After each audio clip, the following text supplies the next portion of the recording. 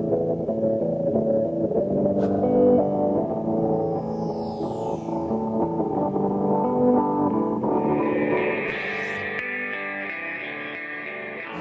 right. I'm going to call a meeting to order. The April 20, 2015 meeting of the BUHS number 6 board. And welcome everyone. School is on break this week and we appreciate the administrators taking their time to come to the meeting, and we'll try to move it along appropriately. What's that? And student. And students, yes, that's right. And we had some here for a policy committee meeting, some students, and we appreciate that, giving up some of their vacation time. Okay, we'll start off quickly with the clerk's report and the approval of the minutes of April 6th, which were distributed today. I'm not sure if everyone have a chance to look at them? Mm-hmm. Okay, is there a motion? I move approval of the minutes of April 6th. Second.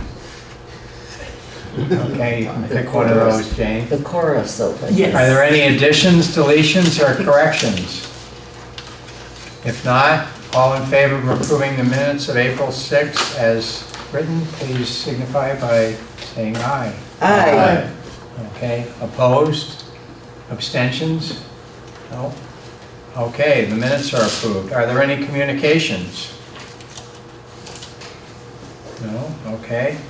Anything else for the clerk's report? If not, we'll move on to recognition of groups and/or individual visitors. And we have a visitor tonight, and I will let Frank introduce the visitor, and Okay, he'll talk about the topic at hand. very good. We have Competitive Energy Services, Keith Sampson, joining us tonight. Keith's going to walk us through, I think, a PowerPoint of the net metering opportunity that we've talked about for the last maybe 6 months. This is a project, a proposal for each of our board's consideration, where we're looking for a commitment to participate in an RFP process by May 22nd. So this will be an overview for you. If you feel comfortable with moving ahead, we could do that this evening, or we have another meeting before May 22nd to revisit the topic, get more information to you if you need it. So if I could turn it over to Keith, and I think we're probably going to need to move around the corner, and lights would be great. Dim them a little bit. No, it's not. There's another set right there. Right here. You got it. Oh, yeah. there we go. How's that? Good? Good right there.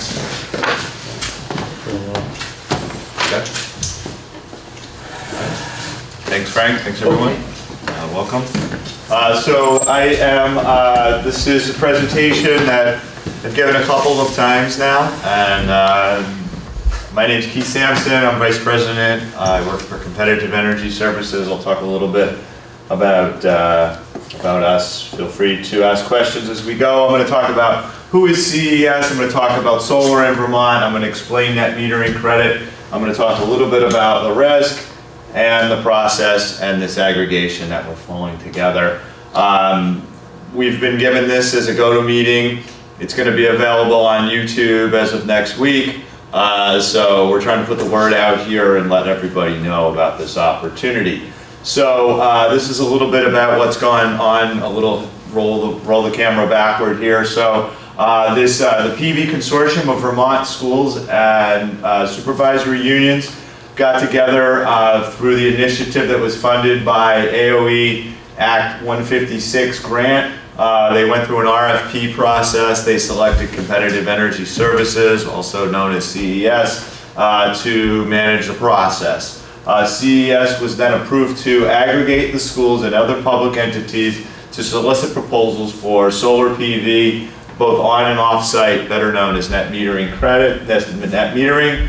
And again, I'm here to just spread the word and try to get the school boards to understand what we're doing, because it is fairly complex. And I'm trying to explain what's going on here. So CES, Competitive Energy Services. So the rest of New England has deregulated electricity, and with deregulated electricity comes all these different business models where there's electricity suppliers, there's electricity brokers, there's consultants that help with a variety of different things. And my company was one of the first ever, or the first ever, deregulated electricity brokers in the state of Maine. So we're from Maine, Portland, Maine. The founding fathers of my company wrote the deregulation laws in the state of Maine, and that's kind of what started the company 14 years ago.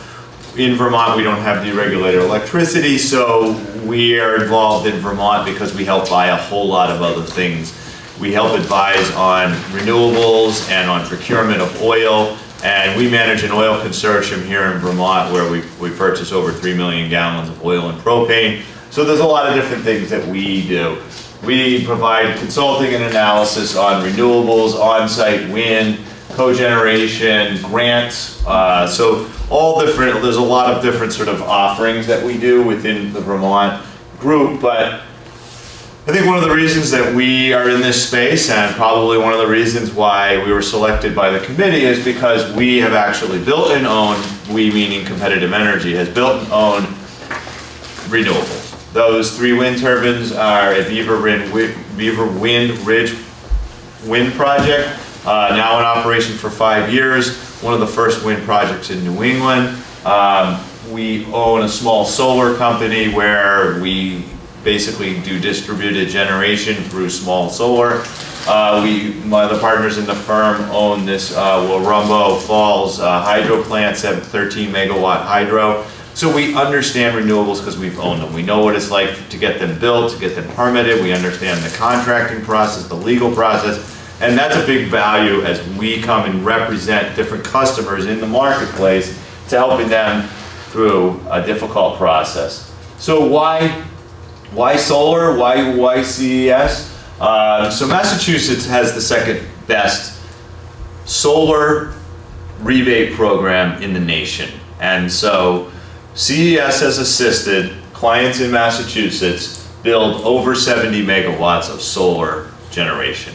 That's some of the largest solar projects built really in New England are in Massachusetts, and it has to do with those solar incentives. The University of Massachusetts, through 52 megawatts of solar, will save $70 million over the next 20 years. It's truly a tremendous windfall. And it's all on the back of this program called net metering credits. We think we understand this market better than any place else and anybody else in the market, and that's kind of why we're here today, because recently Vermont has adopted some similar programs to Massachusetts for net metering credits. So the trend in Vermont is that the Public Service has recommended that through a study that Vermont continue to explore and incentivize the development of solar PV as an alternative generation source and a sustainable energy source here in the state of Vermont. So a couple of things that Vermont did, I think, was they were smart. They went and they looked at the other states in New England and how is it working in those other states, and sort of modeled their program a little bit differently. Learning from the pitfalls of Massachusetts and some of the other states in New England. By the way, New Hampshire has none of this program, and therefore you see very little solar development in New Hampshire. Just a footnote. So the other things that Vermont did was kind of smart, was the way that these solar projects are incentivized, the real financial driver behind them, and the reason that they're basically subsidized and the way that they're subsidized, the mechanism to be subsidized, is through RECs, renewable energy credits. All generation that comes into anyone's household business, all the generation that flows through the lines and wires, has to have some component of a renewable attached to it. And the Green Mountain Power doesn't necessarily gonna go out and build and incentivize all these. So every ratepayer pays a small percentage of their bill into a large fund that then incentivizes these programs, and that is paid for through renewable energy credits. So somebody else builds a solar, the utility then buys those renewable energy credits, and that's kind of how a lot of the electricity is monetized that's generated. Vermont was smart, and they basically made their RECs available to other states. So Massachusetts can come in and buy Vermont RECs. Pretty smart. Basically get the dollars to the highest market they can, because all these RECs, all of these renewables are essentially a market commodity. They've increased the cap so that they can continue to build these solar projects, but they've also built in a lever that says at the end of 2016, we're going to put the brakes on, we're going to shut down the incentive programs, and we're going to evaluate where we're at currently. So the race is on to build projects by the end of 2016. There's some uncertainty for projects built after 2016. All projects built prior to the end of 2016 will be grandfathered, therefore they'll be able to get the RECs and all the other incentives that are associated with solar. So let's talk about solar itself. There's 3 ways to have solar, to participate in solar. For this facility I'm standing in right here, 3 different ways you can do it. You can purchase, own, and operate them. You can fill this roof up here with solar panels that the school can buy, own, and operate. Spend their money, take the RECs, sell the generation, sell all the other tax credits associated with it, and become Brattleboro High School solar company. But that's not probably where this place wants to be. That's probably not the best business model, and there's a lot of risk. There's a risk as to where the value of those SRECs are going to be in the future. There's a risk as to will the project fly, all the liabilities, etc. Next option is a power purchase agreement.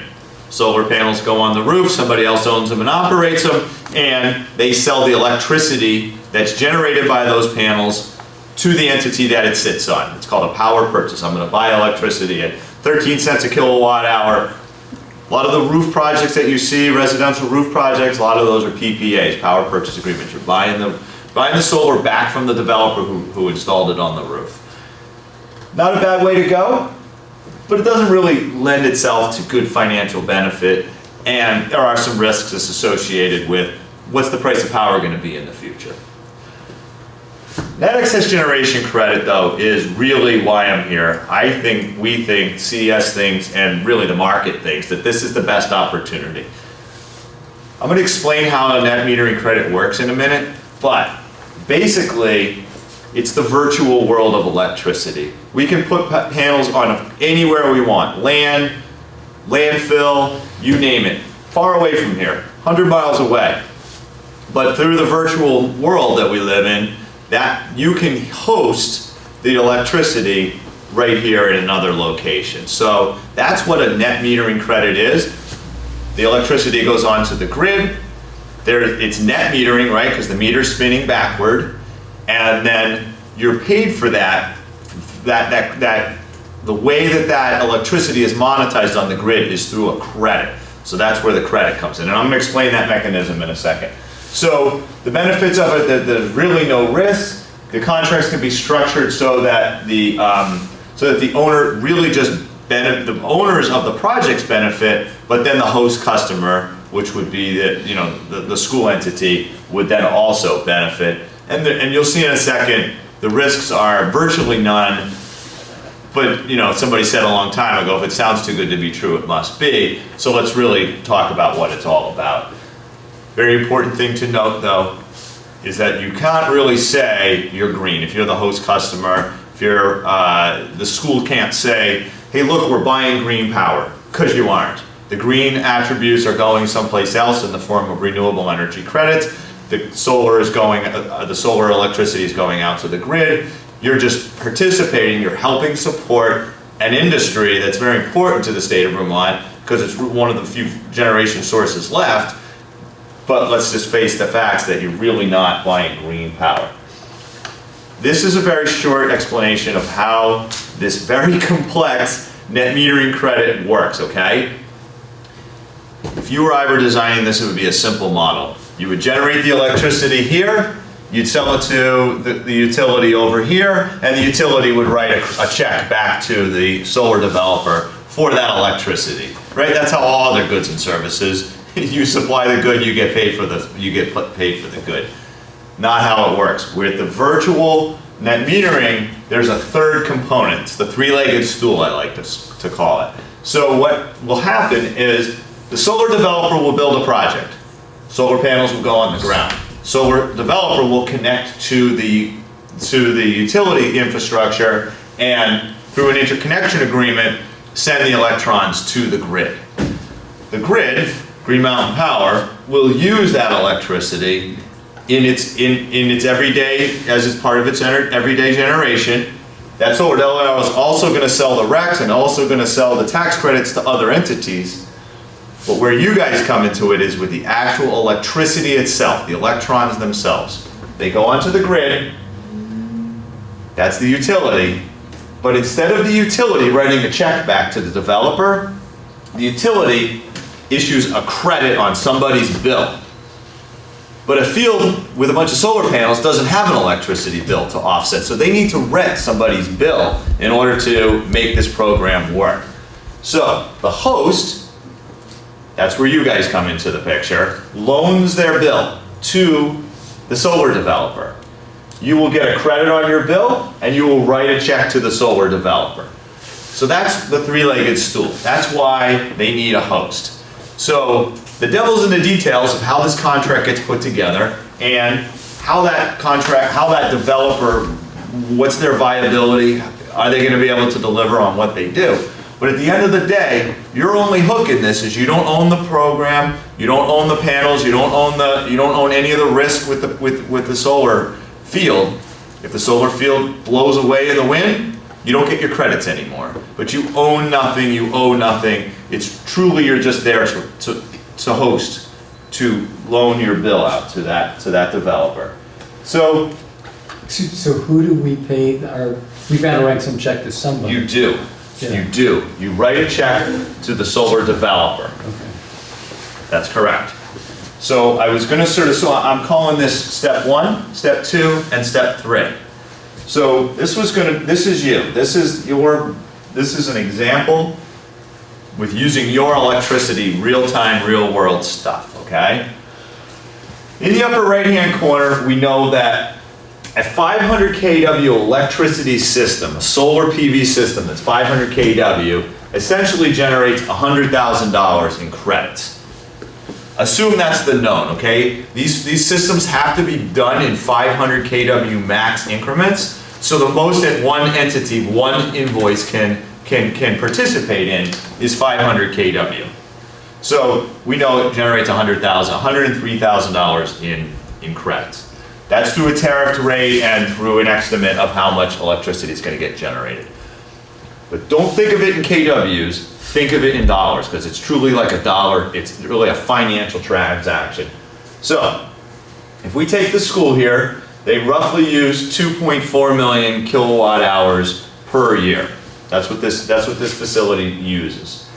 And the rate is 14.5 cents per kilowatt hour. That's right off of the invoice. So, at the end of the day, this school spends $348,000 on electricity with Green Mountain Power. That's their electricity liability. That's their invoice liability. And that's the asset that the developer needs to rent in this host arrangement. So the next step, that's step 1. We spend $348,000. Then we get a credit back. A credit of $102,000 per year is going to get credited onto this bill. That's going to come from Green Mountain Power as generated by the generation that goes onto the grid. And then in your question, you said, what happens to us?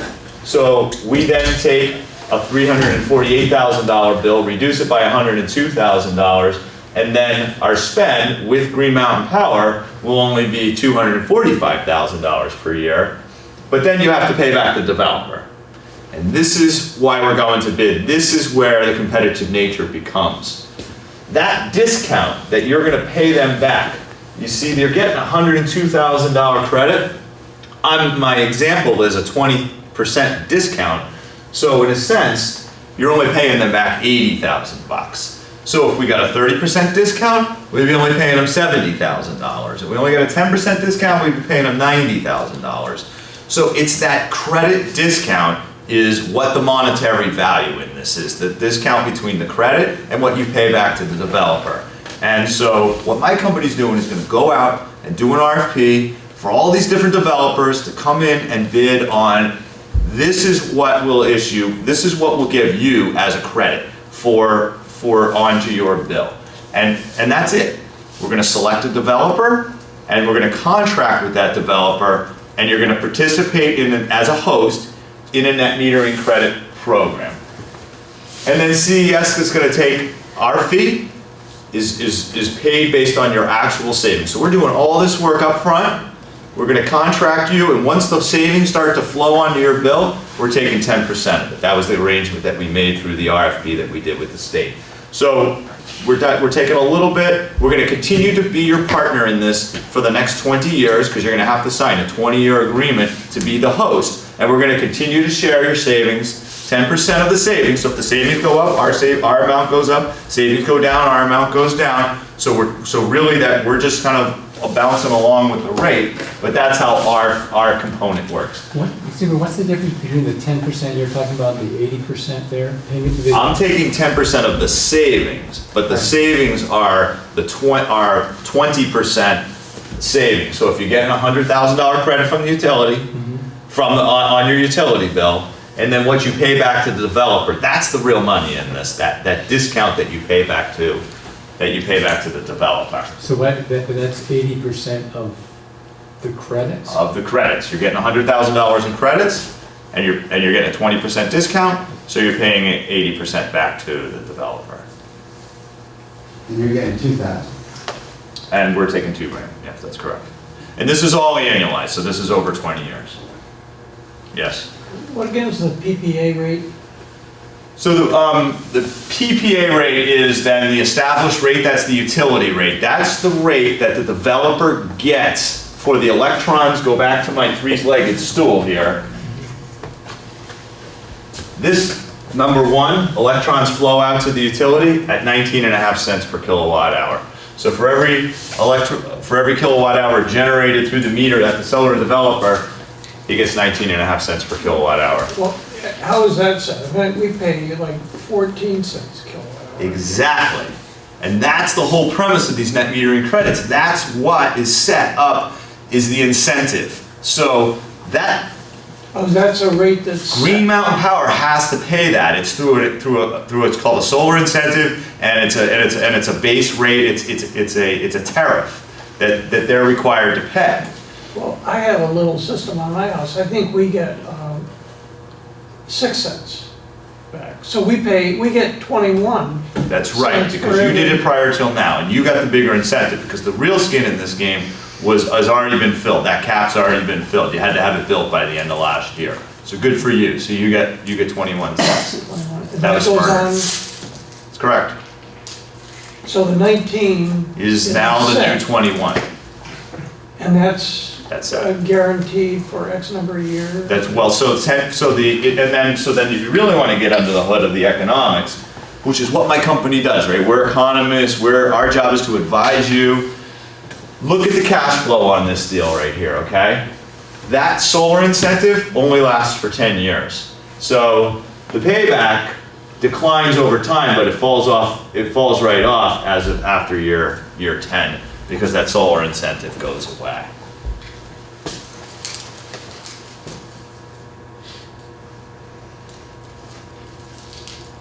What was the overall savings to us on that last panel? Was it 18,427? $18,000 per 500 kW system. So every school that has basically every school that uses more than around 1 million kilowatt hours annually, which is any high school, middle school, larger school, or an aggregation of small schools, can go max up to 500 kW. So For every 500 kW system, there's $18,000 in savings at a 20% discount.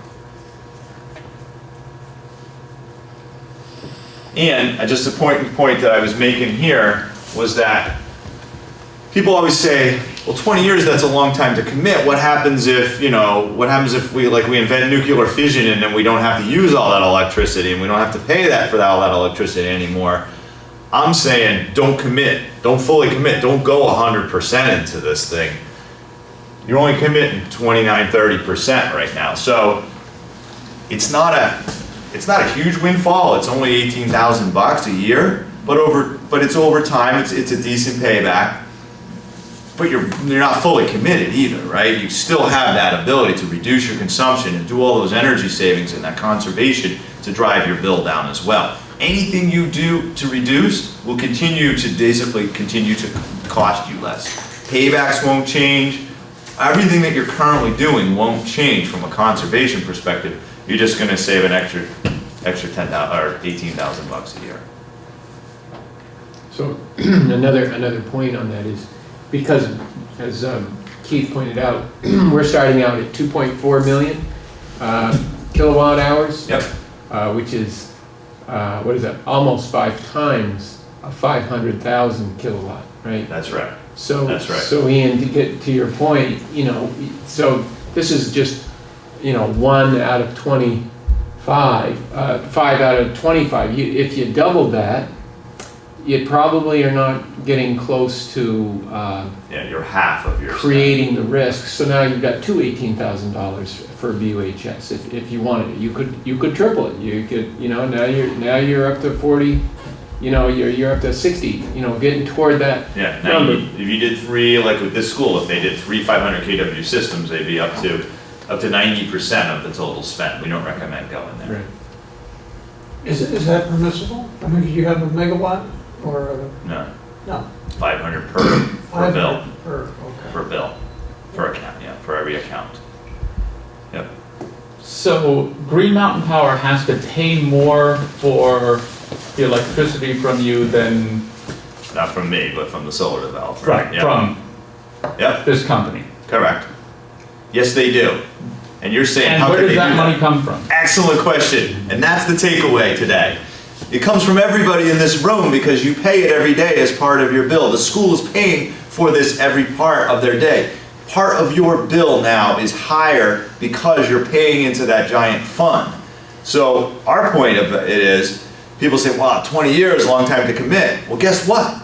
Over the next 20 years, you're going to be paying for this program because it's out there. It's going to happen. They've already built actually a ton of solar already, as you've seen in the state, and you're paying for it in your rate anyway. And our point is, take advantage of it by participating rather than because you're going to pay for it for the next 20 years. Is the amount we're paying in now a fixed amount, or does that change based on how much participation there is? It changes how much participation there is, so it's going up over time. Again, the state has set caps on how much can be built, and so as participation increases, the contributions to the RGGI, which is the Regional Greenhouse Gas Initiative, and into the slush fund that basically funds this, is all going to go up. Then technically, by participating in this, even though we're making our budget go down, Yeah. aren't we costing the taxpayer more money? Maybe. Yeah, Never contemplated it from that angle, but yeah. Yeah, because we're paying less of that fee, yeah. But the fee is spread out over all users? Over all per tax kilowatt. base, yeah, over the entire user base. What do you want right now? And Got it's it. based on, Yeah, it's based on their electricity use? it's really, yeah, exactly. So it's just, it's a tenth of a cent right now on every kilowatt hour that every consumer uses, yeah. Rough numbers. I'm gonna be on TV, somebody's gonna send me a note. You're wrong, you're wrong, you're wrong, you're wrong. Yes. So you said we're grandfathered in by 2016? Correct.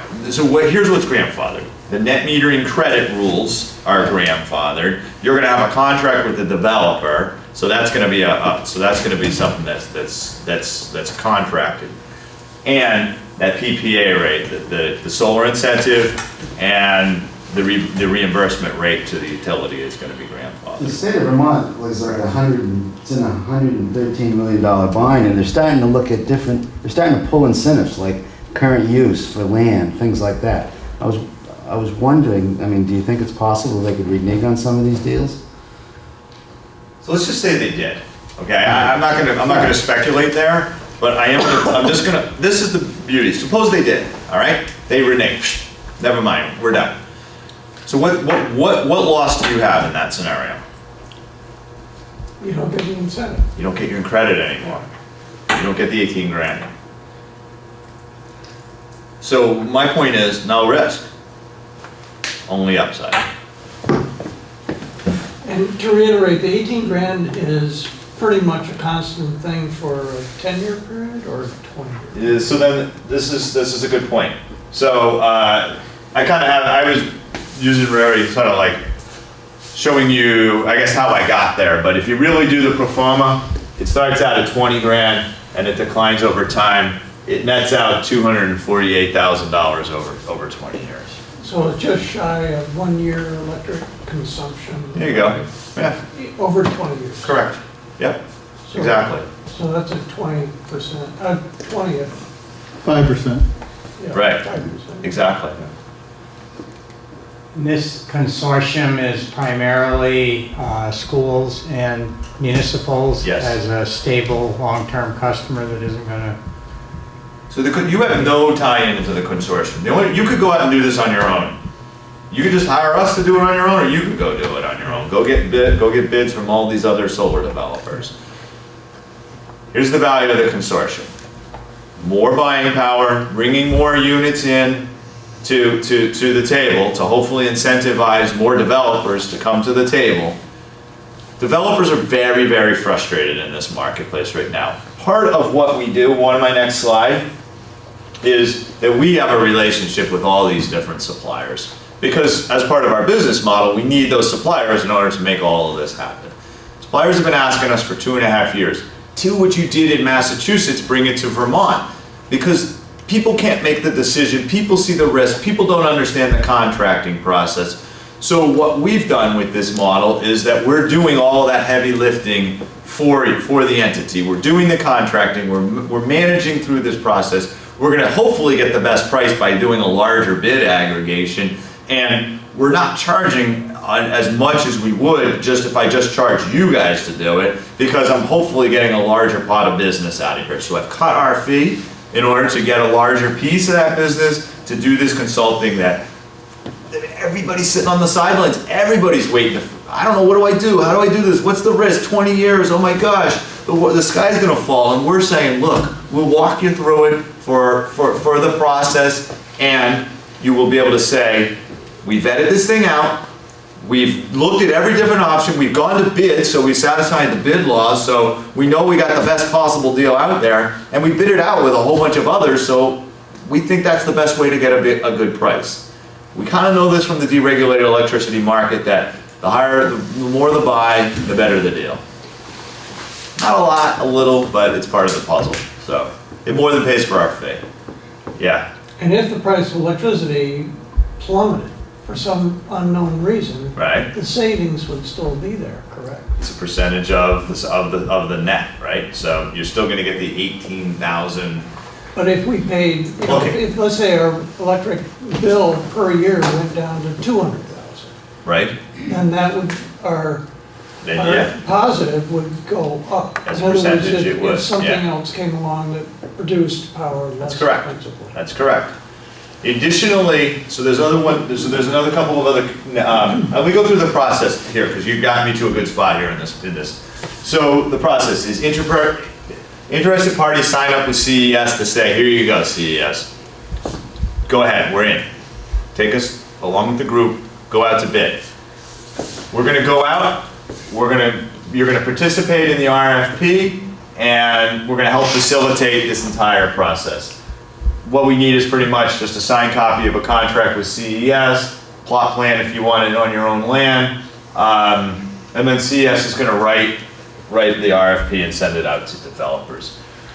The goal is to get the bids back basically sometime this summer, and we're gonna give you guys a bid analysis. We're gonna give you a menu of options of, here's like 9 different people that bid, here's the different scenarios that they bid on, and we're gonna say, here's what we think you should choose. We think the best project, because not everybody has to choose the same project. Not one bidder, one developer doesn't have to bid on everything in the consortium. They can just pick and choose which projects they want. And so we're gonna say, hey, look, I think this is the best one. The one with Next Amp that's located on the landfill and, I don't know, Chester, Vermont is the best project, that we should do that one. And you guys should do that. It's best for you. And so then we're gonna talk to you about, this is why. Here's the developer, here's the rate, here's what we think the risk is, and we're gonna, maybe we'll give you a couple of different options as to how to go forward. You're gonna say, yep, we're in, we wanna keep going forward, and we're gonna go out and we're gonna help you contract. Or you're gonna say, you know what,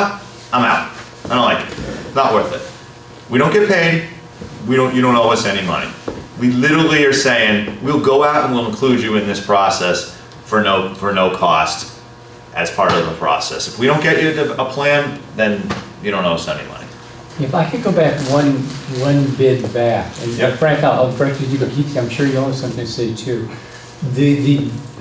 What you've laid out in terms of your fees and those sorts of things, I guess 2 questions. One is, how does that, 10%, 80%, however those numbers come up, compare to what is out there on the market? And is that just a done deal? I mean, we already agreed to that, and so the vote we're taking is a yes or a no, and it's not going back to renegotiate or anything. So is that... 10% is my fee, Yeah. and that was bid. Right. So we went through a bid and we had the best price. Right. The Well, 20%. Was there more than one bid, or, I mean, I'm just wondering if that's competitive, Yeah, from the there marketplaces. were other participants in the bid process for selecting what CES is describing for Right. services.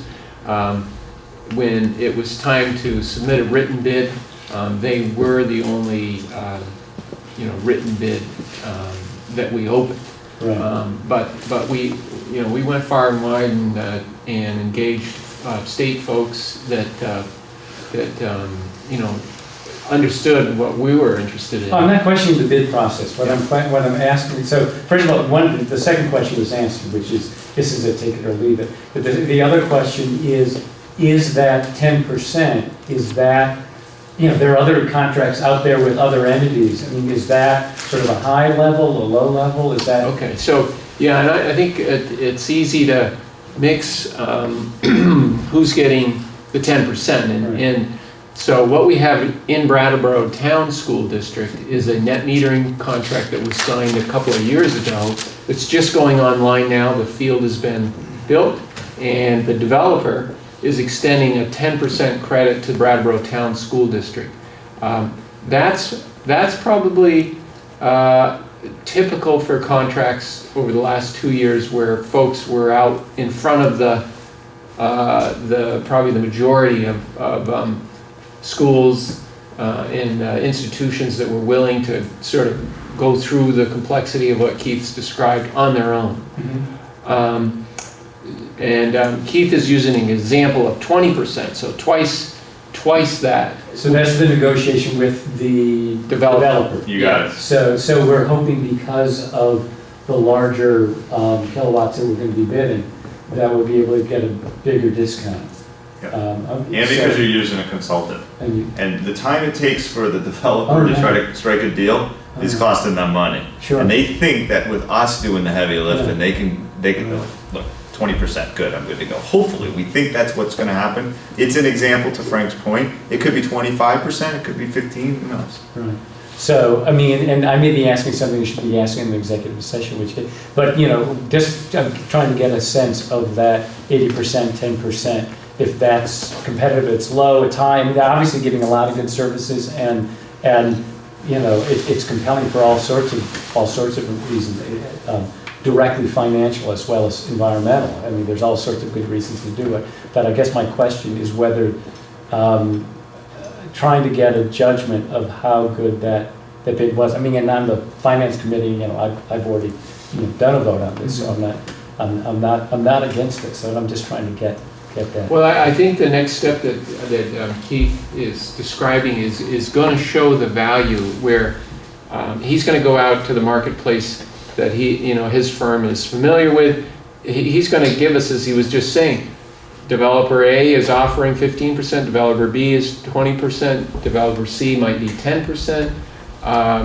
That's gonna show probably the value of the service, because we could try to do what Brattleboro Town did on our own. As we say, we know that they ended up with a 10% discount, and this could be 100% more attractive if we get 20%, right? It's twice as attractive. I think that it's a good question, and I think we're going to see the result because of the process that we're considering here. Just my mere presence here in this room is an example of the service that we're trying to yeah. give, right? We're trying. Communication is 80% of this thing, to help people understand the process. To Frank's point, this is an example of an RFP that we did for another town here in Vermont that we kind of did as a test case, really. It was a guinea pig. And so we got 7 bids in for this one smaller project, and they ranged all over the place in terms of the structure, the discount, the floors. They were a variety of different types of methodologies that the developers used. So that really kind of concludes. I don't think I missed anything. I've already spoken to a number of developers. They're all excited. They're all in. We think we have got, we got mini groups just like you guys trying to figure out what they're going to do. And yeah. You also represent wind companies. No. Are they? No, I do not represent wind. I represent you. The slide represents. Yes, sir. Shows wind companies. Yes. Are these programs only available for solar, or are they available for wind as well? Net metering works for wind as well. It's a lot less reliable. But it's a lot greener. It's a lot more costly. The economics don't work as well.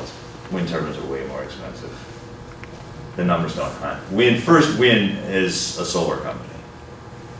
They're a wind company first and foremost, but they're a solar company in New England today. What's your best guess on discount once you, 20%. 20%?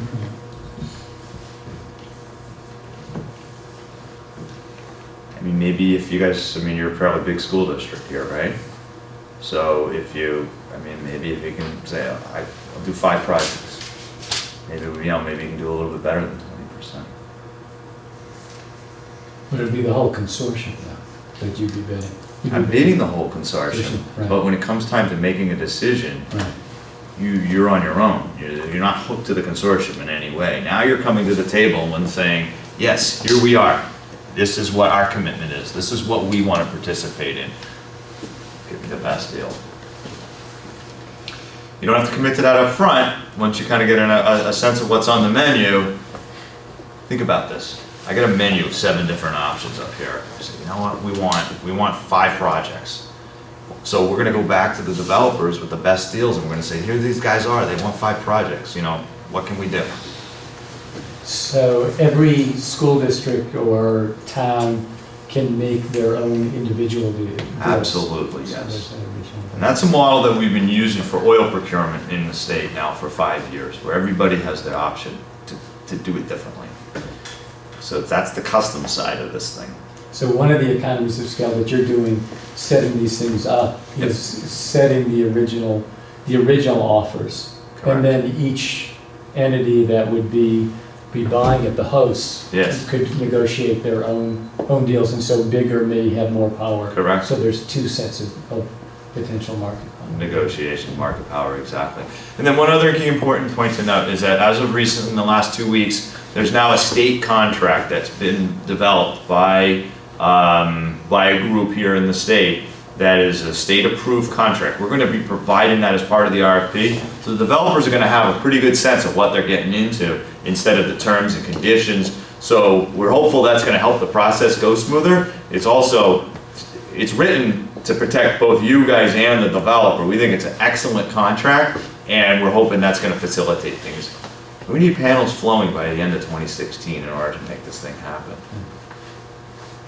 So we need to commitment, like Frank was telling you, by, hopefully by like the first week in June. Are you going around to the towns as well in our district, or? So with this, again, we're gonna put this thing out on YouTube. I'm gonna do what I can, but I am not gonna make it to every town, no. I'm hoping word spreads like wildfire. We have sent the PowerPoint and these 4 or 5 documents to all the board members. Okay. And we had a kind of a mini version of this Yeah. a couple of weeks ago at the supervisory union meeting when all boards Yeah. were represented. And then either myself or Ron Staley will be at all of these meetings over the next few weeks. Okay. Okay, any questions? Awesome, thank you. Thanks for coming.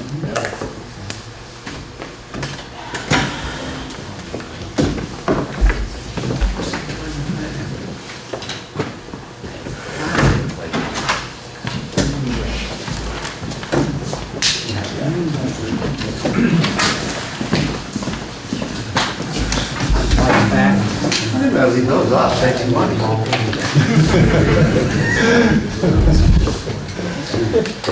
10%.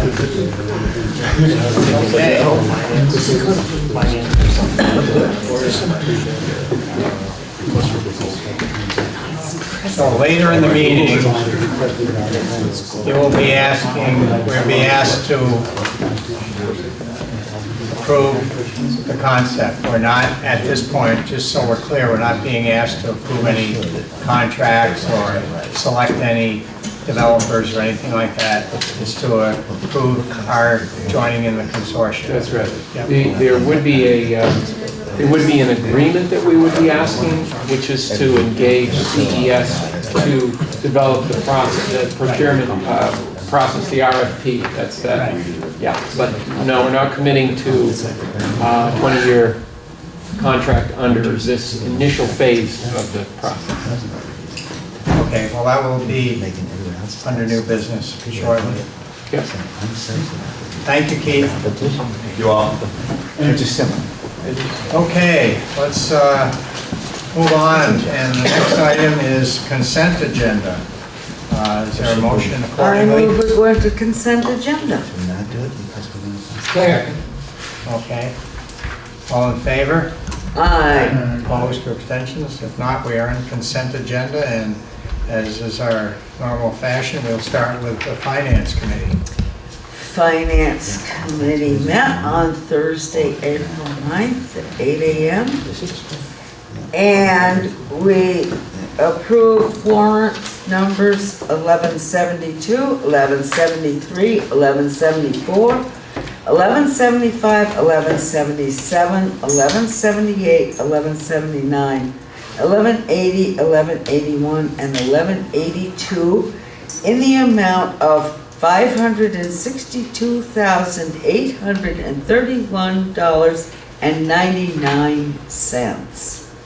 We also authorized payrolls of March 6th in the amount of $427,137.67, and payroll of March 20 in the amount of $444,131.03. We also talked about the photovoltaic net metering opportunity, which just saw the PowerPoint of. And what else did we talk about? That was basically it. I was thinking that Don't was have it, anything that to was add about it. This time, other We than, did have a discussion about the whetstone. Yeah, they did. well, the whetstone, yes, we did have beginning level discussion about the whetstone properties, which are 2 pieces that the school still owns, and we do pay an annual fee for that probably non-developable property. And Mr. Burnett is investigating our opportunities to make a change there. So, initial discussion of that, that's correct. Our next meeting is May 7th, by the way. We're not meeting this week. We don't have a meeting scheduled for, Oh, no, I get a not for few this minutes. week. I get a few extra minutes We're on off. break, too. May 7th, next finance meeting. Okay, how about the SCSU Finance Committee?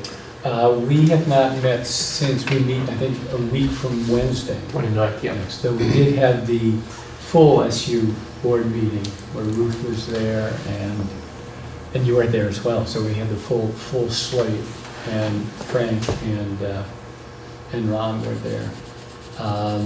Of elected officers and those sorts of things. And then I guess the bulk of that meeting dealt with the, if I remember right, the certified staff agreement extension. There was a lot of discussion on that, and then ultimately we approved that. That's right. So the next meeting, the next finance meeting is a week from Wednesday at 5 o'clock. Is that right? Something like that. 5 o'clock, yes. Okay, thank you, Russ. Planning and policy, Ian? Planning policy, we had an informal discussion on dress code and where we're at today. We were not able to conduct actual business because we did not have a quorum. I feel that we are very close to having a final understanding. We're just working on trying to clarify, as we discussed last time, those 3 words. What is over-revealing apparel? The conclusion, the sense that we got in our discussion is that we're going to have some clear examples, but they will be clear black and white examples, nothing subjective. And your informal session was represented students and Yes, faculty we tonight. had That's students good and faculty input present. from all stakeholders. Okay, thank you. Teacher curriculum.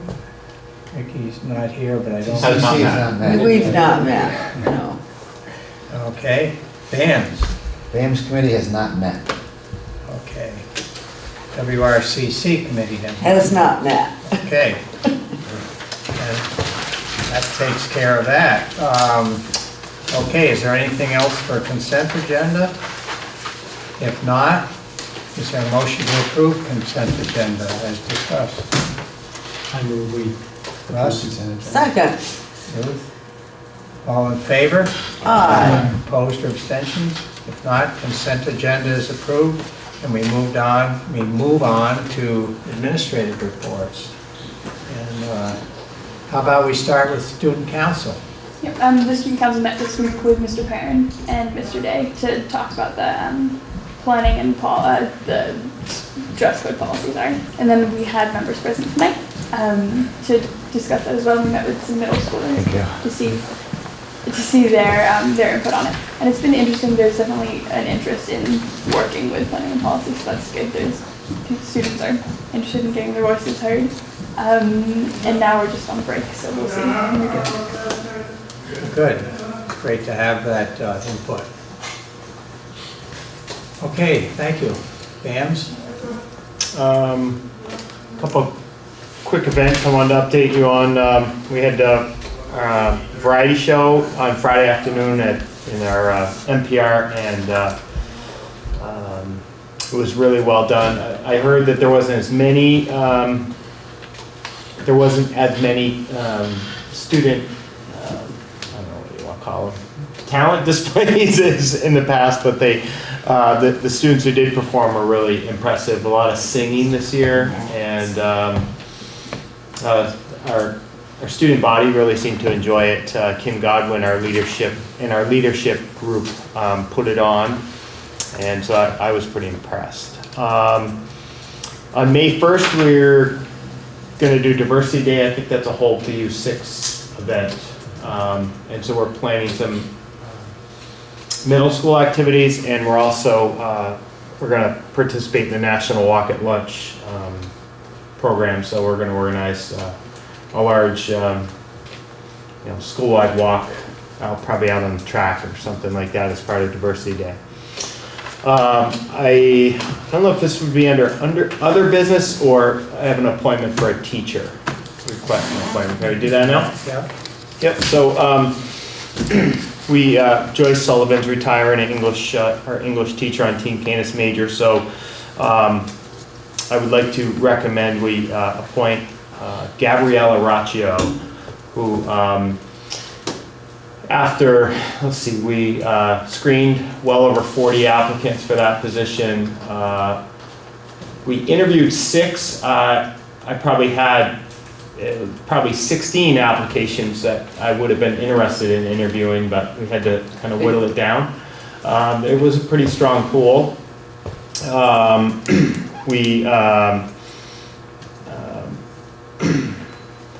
We had 8 members of the BAM staff as part of that hiring committee. We got it down to 3 finalists who taught model lessons, and after those 3 lessons were taught, we came up, Gabriella rose to the top. Gabriella is a she'll graduate this May from Keene State College. Comes exceptionally highly recommended from her professors at Keene, and she's also been doing an internship here at the high school.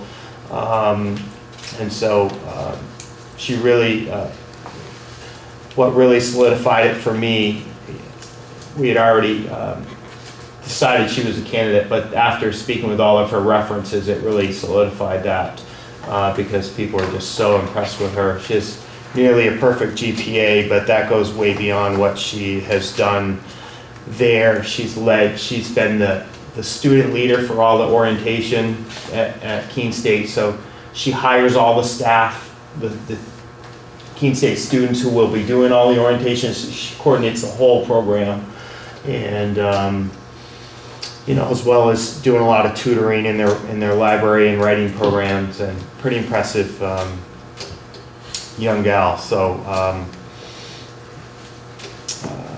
I would ask the board to consider her appointment. How do you spell her last name? It's Raccio. Thank you. I should double check that. Yeah, that's what was on the information. Yeah. I would move the appointment of Gabrielle Raccio as the English teacher in BAMS. Second? Second by Russ. Okay. All in favor? Aye. Opposed or abstentions? If not, it's unanimous. Thank you. Okay. She's very excited. That's all I have. Okay, thank you, Pete. Mr. Day, representing the high school. Sure, I have some news and then some personnel stuff to talk about. Well, one is we are looking for a social studies teacher now, and right now, at the moment, we have 41 applicants, and that closes 27 April, so we'll be putting a committee together soon for that. Is this for the chair or for this? No, this is for another position. Social studies for Megan Shear, a social studies teacher. Oh, she's leaving. She's leaving. Okay. Oh, I was going to give it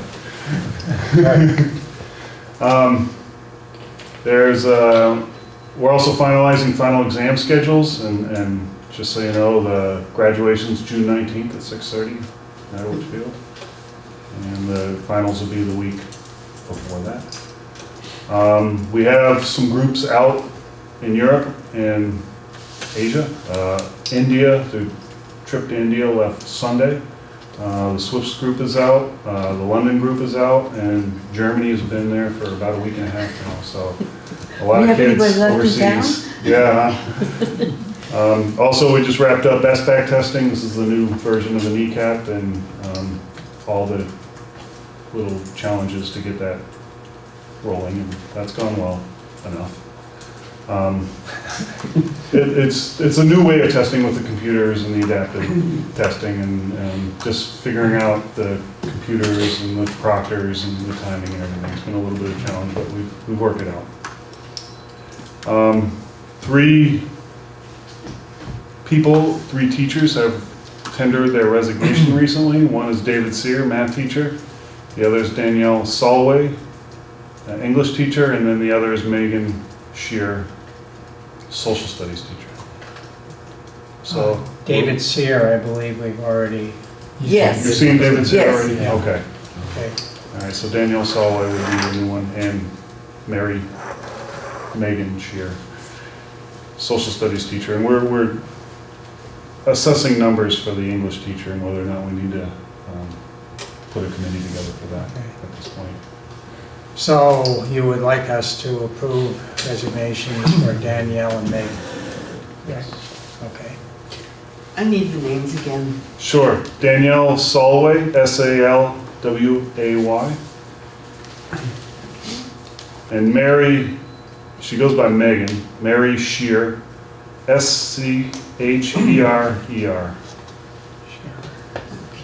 Thank you. Sure. Do you want those one at a time? Yes, let's, I move that we accept the resignation of Daniel Solway. Solway with regret. Okay, thank you. Second? Second. Okay. All in favor?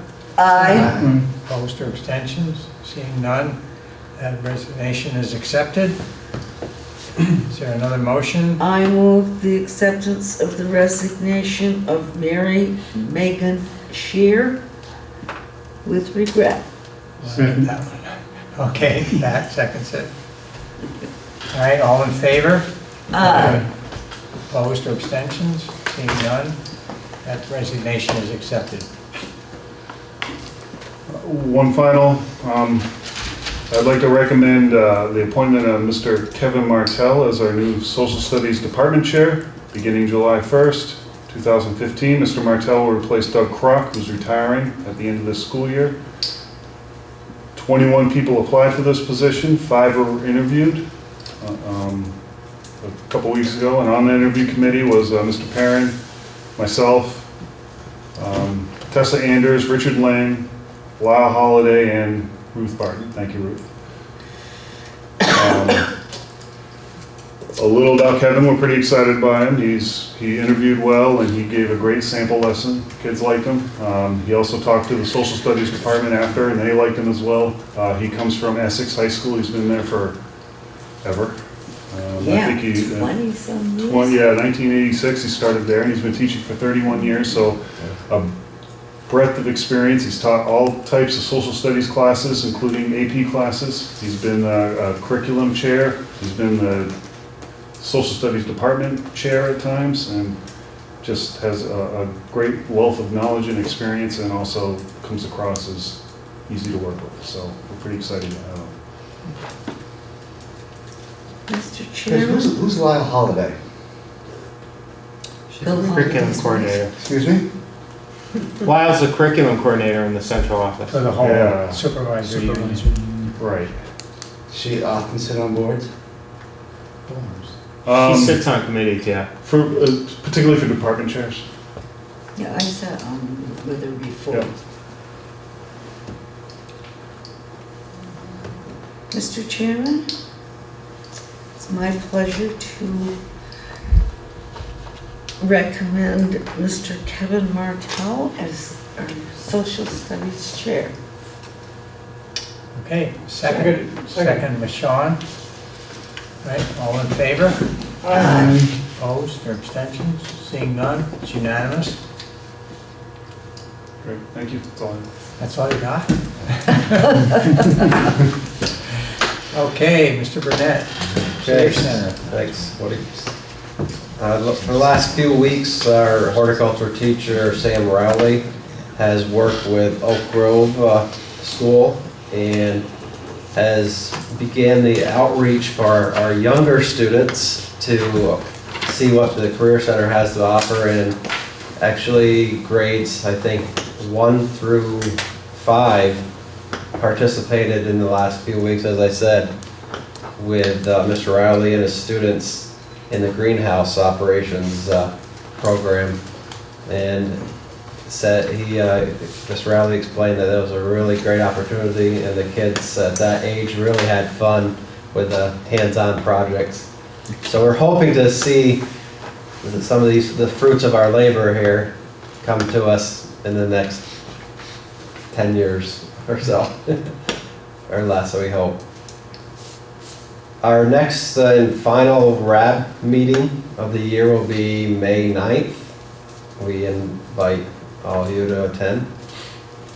And we'll be highlighting our student ambassador program at the final RAB meeting. They have been instrumental this year. Is it?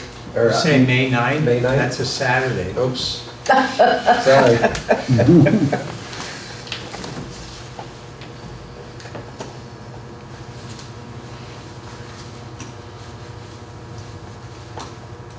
May 12th. Thanks, buddy. We don't do Saturdays.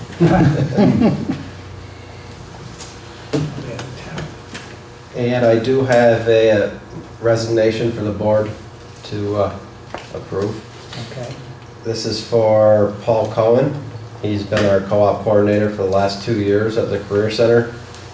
He has been extremely instrumental of building the co-op program with area businesses, connecting kids with co-ops and internship and shadowing experiences, and also other facets of the Career Center with our outreach program and helping Ann Doran with our student tours as well.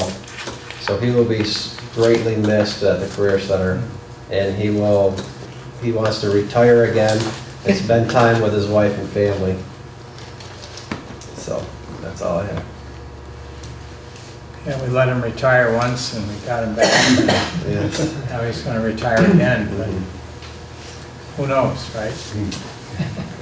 Mr. Chairman, Any motion? I move we accept the resignation of Mr. Paul Cohen with great regret. Okay, second? Second? Okay. All in favor? Aye. Opposed or abstentions? Seeing none, it's approved. Thanks. Okay.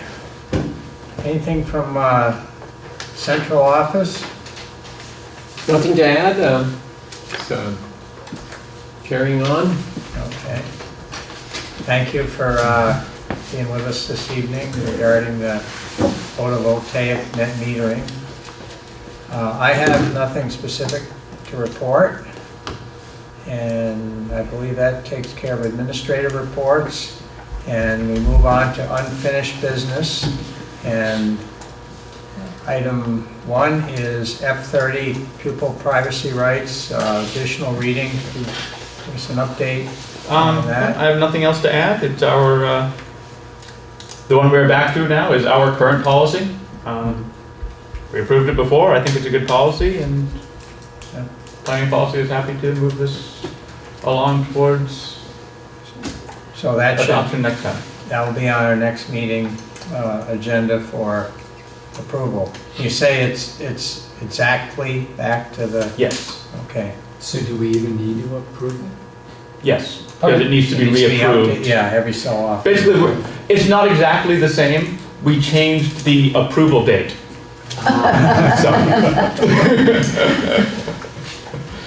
So I guess it's slightly inaccurate to say it's exactly the same. At the end of each policy, there's a date Right, that says right, when right. it was approved, so it has to be current. Or it goes badly. And at one point when I was chair, I was trying to get sort of new policies in a different color so that when you have the binder, you would actually see which ones needed to be updated. But I don't know if we have binders anymore, whether it's all I don't think- virtual. So. I don't think we do. I have a binder, but it is not up to date because it's all electronic. So. Right. Yeah. And the color thing doesn't help some of us that are colorblind. Okay. Is there anything else under unfinished business? If not, we move on to new business. And item A is the photovoltaic net metering agreement action needed. So just to review again, we're not being asked to commit to any contracts at this point in terms of buying power, selecting vendors. We're being asked to approve joining with a consortium to pursue this by way of CES. And I think the pros and cons were pretty well laid out. If there's any other questions, Frank can probably answer them. Frank has been involved with this heavily, along with the other members of the consortium right from the get-go. So is there any other questions along those lines or comments? Or Well, couldn't there be a motion to that effect? Yeah, I have comments, but don't we need a motion? okay, would somebody So I would make an emotion that the BUHS School Board District Number 6 authorize an agreement with CES to develop an RFP. I think I have this correct, but correct me if I don't. An RFP to look into the development of a solar net energy consortium for us. Well, that last part isn't exactly accurate. It's to consider a net metering agreement. Thank you. Yeah. Okay. we I have a will second? second that. Okay, now we can discuss it. Yeah. My one takeaway from the presentation was where the savings are coming from. And just based on the numbers presented as the sample, which may or may not be the exact based on how much we produce and use and all that. But in their sample, we save $18,427. But Vermonters end up paying $26,250 extra For us to say for us that. to save that much. So yeah, we're making our budget look a little better, but we're just passing that off as a hidden tax on people's electric bills. And sure, we might be spreading that out through a bigger pool, but not if schools across the state do this, then it's affecting everybody. And even if the numbers change, those rates won't change. So we're costing the taxpayers more money by signing on to this consortium than we're saving. The other aspect of that is the green thing. Sure, we're paying more money, but we're going green. I don't see Vermont not going green anyways. We're gonna have to find more sources of power. I don't see Vermont building a coal plant. So we're probably gonna be buying green energy anyways, even if we can't, wave a flag and trumpet it. That's probably where it's gonna come from. So I really don't see where it's worth costing the taxpayers extra money to be part of this. I'm not exactly clear that that's accurate, though. I don't know that it will actually cost us. We pay per kilowatt hour so much for the incentive program. So we spend $348,000. We pay a percentage of that for this incentive program as the district. So it's we're already paying that. That's why it's so important to do the conservation that Robert Clark has done, because the less electricity we use, the smaller percentage, as I understand it, we'd have to pay into the incentive. So that's the way I understand it. Well, yes, and I think if you're talking of taxpayers, that's everybody. But this is spreading it over a wide a wide audience, including a lot of businesses and industries and so forth. So, and it will be saving BUHS taxpayers and spreading it over a giant field of taxpayers. I think another way to look at it is this program has been created as an incentive to create a renewable source of energy for the state of Vermont. He clarified that doesn't mean you're necessarily buying the solar KWH off the field up the road, but this goes along with the state's objective to get to 90% of renewable energy in 2050. That's the governor's most recent announcement. And my point is that if we don't do this, somebody else is going to do this up to that cap that he referred to. So the Public Service Board and the legislature have analyzed what, from their point of view, is good for the state in the aggregate in terms of solar incentivized projects and solar generation of electricity. And those projects are going to move forward. So it's a matter of, do we participate in the savings and reduce the cost to our taxpayers, or do we let somebody else do it? It's going to happen, and it's just a matter of who initiates the savings, who participates, and who gets the benefit of that initiative.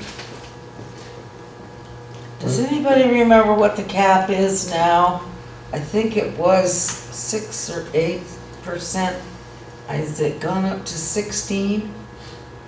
That sounds familiar, but I don't recall the amount. And I think what you're talking about is the total amount of energy that can be produced by these fields. Yeah. And that's the same That's thing the I'm cap. referring to. Yeah. Yeah. Yeah. So it's a matter of as far as costing the taxpayers. I think in the aggregate, they've done the analysis that says it's good for the state to get to whatever that cap is, and whoever wants to pass that savings to their community, you know, there's an open door to get there. But if our community doesn't do it, somebody else is gonna participate. So if the cap is 16, I wonder what we're up to. I have not heard that. I'll have to inquire. Yeah, I mean, if I can sort of build on Frank and your responding, is that our representatives have decided that it's worth that tax impact on the constituents, in large part to encourage renewable energy. And you know, and by doing it and getting it done quickly and having those targets, by going to renewable energy and incurring that market, we are, you know, reducing the carbon footprint. We're reducing you know, other forms of heavily subsidized carbon-based energy sources. So it's a government decision that's already been made in terms of where our money should be spent. And you know, if one wants to vote against it on sort of a principle that Montpelier made a wrong decision, I think we can, but I think we owe a fiduciary responsibility to our individual taxpayers here. And if you want to look at it just on that narrow basis, what Frank is saying was the general taxes, or is it taxes, or is it a tax, I guess, on our utility bills, will be going up anyway, so why don't we get the benefit? So I mean, you could look at it in a very self-interested bottom line way, but there's a bigger picture too, which I think is to be lauded, in my opinion. And next down the road is the carbon tax.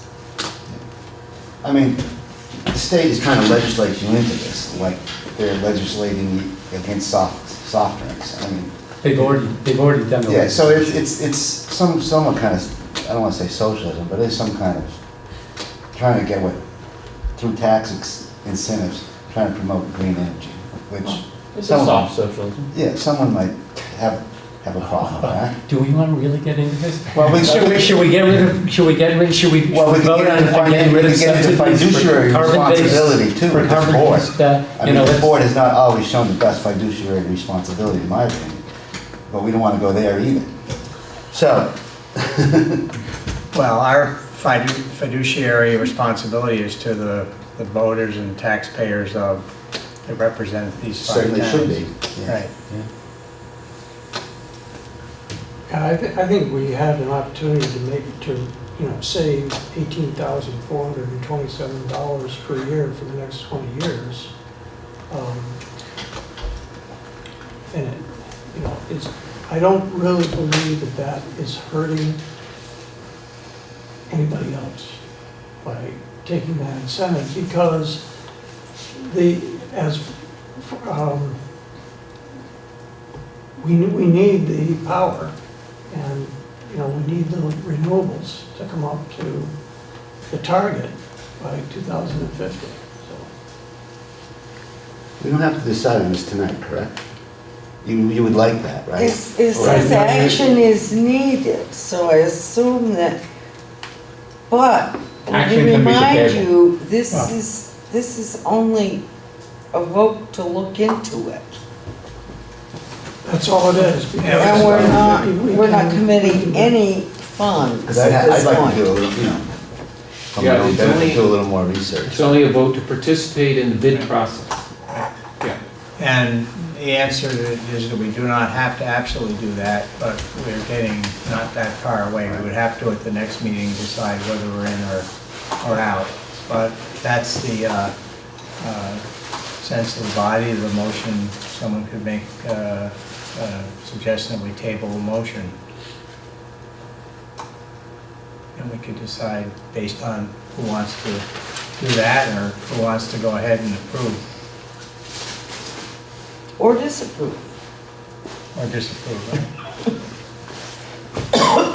Well, I guess I would make a motion to table the motion. Okay. All right, is there a second for that? I'll second that. Okay. All in favor? Aye. Opposed? 2 opposed? Well, we got 3 and 3. Oh, look at that, we're at an impasse. That's the first time I can remember one of those in a long time. Well, did you vote? Yes, I did. I voted against it. There was Pat, myself, and Russ, I believe, unless I missed somebody. 7. Well, we've got 7 members here who didn't vote. I didn't vote. You didn't Okay, vote. you're Okay, abstaining. abstention. Well, I wasn't quite ready to vote. Now, this is. I mean, this is just voting on This is the vote Vote to table. table, yes. I thought that was at your suggestion. It was. Okay. But you want to talk about it more first? No, I'm good, I'm good. I'll vote in favor of tabling it. So that's 4 to 3. Okay. The motion is tabled until date certain, which would be the first meeting in May, which is May 4th. Not on a Saturday. Okay, we need to make sure that we talk about that. And Frank, we will take action one way or another on that day. May 4th, yeah, that would be fine. And if there are any specific questions that board members have, please get to Frank. He's the answer man. Okay, is there anything else under new business? Mr. Chairman, I move we adjourn. Okay. Second that. Does anybody want to table that motion? You can take All in all you favor? want. Aye. Opposed, abstentions. Okay, thank you all very much. And